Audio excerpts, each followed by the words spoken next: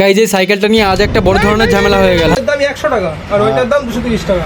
Guys এটা কি করে চলো তোমাদেরকে ভিডিওতে বলছি। গাইজ তোমরা তো দেখেছিলে যে আমার স্যারের সাইকেলটা খারাপ হয়ে গেছিল আর সাইকেলটা ওখান থেকে ডাক্তারখানা দিয়েছে, আমরা সোজা কাজে চলে আসলাম। আর গাইজ দেখো কাজ শুরু করতে না করতেই এই গ্রিলে আমার হাতটা লেগে কতটা কেটে গেছে। আর আমি তো এমনিতে রোজা আছি, জানি না কি হবে। Guys, আসলে আমি শুনেছি কেটে গিয়ে রক্ত বেরোলে নাকি রোজাটা ভেঙে যায়। এটা কি সত্যি? জেনে থাকলে একটু কমেন্টে বলে যেত। গাইজ আমাদের সব কাজ শেষ হয়ে গেছিল আর আজকে বাকি ছিল শুধু সিঁড়ির কাজ। তারপর সিঁড়ির কাজটা কমপ্লিট করে দিয়ে আমরা বেরিয়ে পড়লাম বাড়িতে যাওয়ার উদ্দেশ্যে। আর একটু চালিয়ে আর হেঁটে চলে আসলাম আমাদের সেই ডাক্তারখানাতে। তারপর দোকানদার আমাদেরকে একটা লম্বা বিল ধরিয়ে দিয়ে বললো আমাদের নাকি 880 টাকা বিল হয়েছে। গাইজ এটা শুনে তো আমার মাথা চাই করে ঘুরে গেল। এটা কি করে সম্ভব? গাইজ তোমরাই বলো, একটা নতুন টায়ার, একটা নতুন ফ্রি, দুই একটা স্পক আর একটা দুটো স্প্রিং লাগিয়েছে, এতেই নাকি 880 টাকা বিল হয়ে গেছে। এইটার দাম 100 টাকা আর ওইটার দাম 230 টাকা।